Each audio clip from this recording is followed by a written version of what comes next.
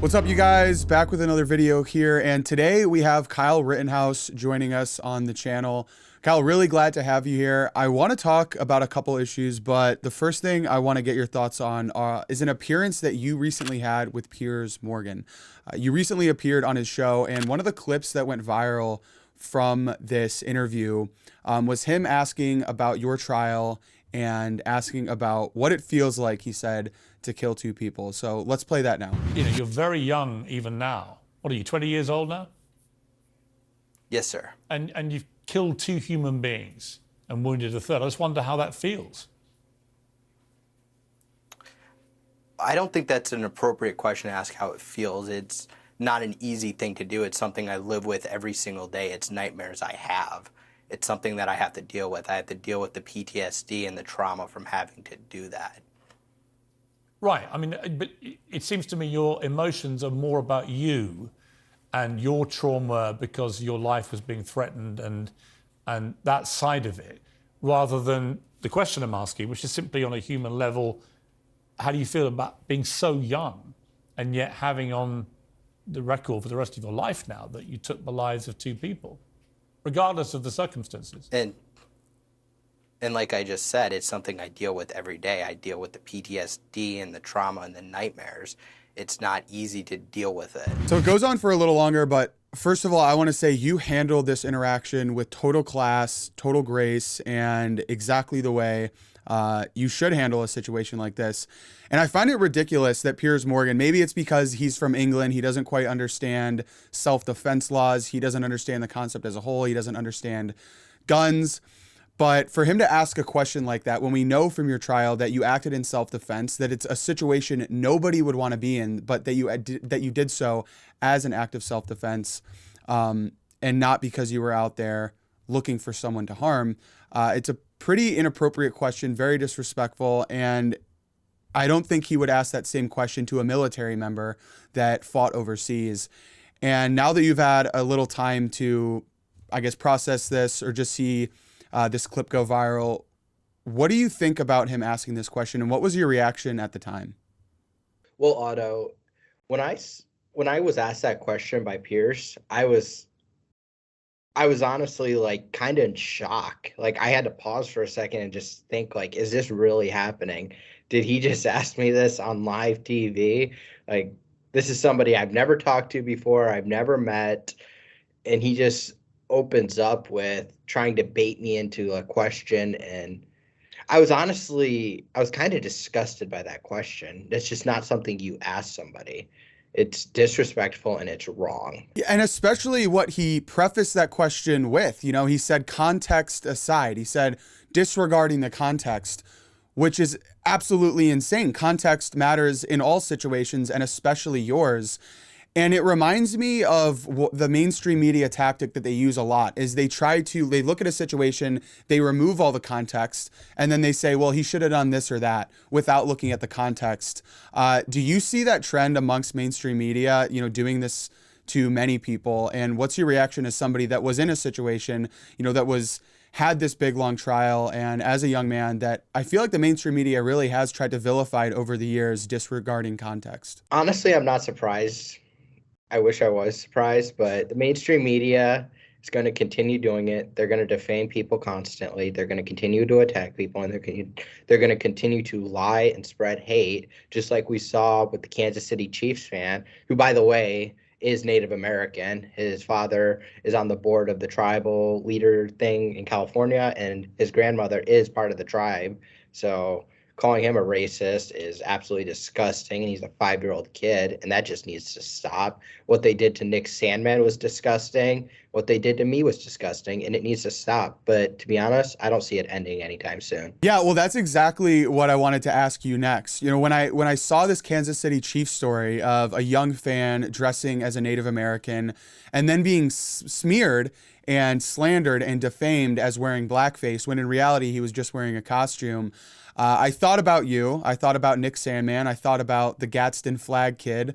All of these figures, all of these people that young men who are slandered by the mainstream media and they're vilified really without doing the due diligence, without finding out all the facts. I don't know if you saw, I came out with this tweet. I said, I'm assembling a team of the four of you guys, you, Nick Sandman, the Gaston Flag Kid, and the Kansas City Chiefs kid, because I feel like you guys all share a similar story of young, white, patriotic Americans that the mainstream media targets, I think kind of as a way to let the rest of society know, hey, this is behavior that you should not be engaging in, omitting context, omitting relevant facts. And I feel like that's a story that probably hit pretty close to you. Oh, absolutely. I mean, this 5-year-old kid, doesn't even have any political affiliations, probably doesn't even know who the president is absolutely getting smeared by the media, getting called a fascist, a racist, a white supremacist. And I'm sure all that kid wants to do is play football and enjoy his life, but now he's just getting attacked constantly, and he has to deal with that at such a young age. Yeah. And as somebody that went through something similar, do you think it's important that we rally behind people that are being slandered by the mainstream media? Oh, absolutely. I think we should definitely come to their support and defend them. They shouldn't have to go out there and try to clear their name, because if it's false, they shouldn't have been defamed in the beginning. And those journalists, they should be reprimanded. They should be fired, and they should be fined. And unfortunately, with a lot of the laws we have now, the media can essentially say whatever they want and get away with it. Yeah, absolutely. I don't know if you saw this headline, but the parents of that 9-year-old Chiefs fan may actually sue Deadspin, the publication that published that original article, calling for NFL to talk about blackface. It says here the parents threatened to sue for legal action after the reporter Deadspin published with Great Hill Partners. And it says these articles posted on X and photos about Holden and his parents must be retracted immediately. It is not enough to quietly remove a tweet from X or disable the article from Deadspin's website. You must publish your retractions and issue an apology to my clients with the same prominence and fanfare with which you defamed them. I absolutely think that they should sue Deadspin because, like you said, the mainstream media operates now with this idea that they can say anything without getting all the facts. They can defame people, ruin people's lives, get them fired, get them kicked out of college. And there is this landscape right now in journalism that there's going to be no repercussion. There's going to be no accountability for journalists that get things wrong. And so just as they were sending a message to society with the behavior that they want the rest of us to engage in, I think it's time that we send a message back, that we sue them, that we really push for accountability for these journalists so that they don't engage in this same type of behavior moving forward. What do you think about this news and the parents thinking about suing Deadspin? Good for them, and I hope they're successful in their lawsuits. Me too, Kyle. Me too. Well, one thing to let you go. What is one piece of advice that you would give to this Kansas City Chiefs fan? What would you tell him right now if he was sitting there with you? Well, what I would tell him is you're doing something right if the media is attacking you. And I would say keep doing what you're doing, and I would say wear whatever you want to wherever you want.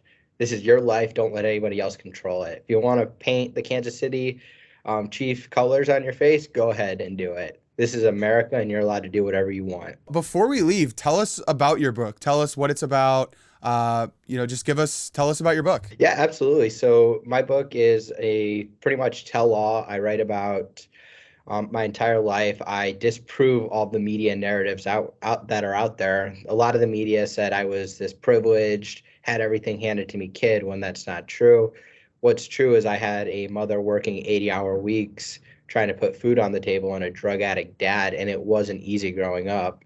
I also write about my trial and my life after the trial and my time in jail, the 87 days I spent. So you can order a copy at rittenhousebook.com, and I'll also be signing a bunch of copies if you pre-order for sign. Perfect. Dude, well, I will be checking out that book. Like always, it's really inspiring to see you out there pushing back against the mainstream media narrative. We appreciate all your courage and hope to have you back, Kyle. Thank you so much.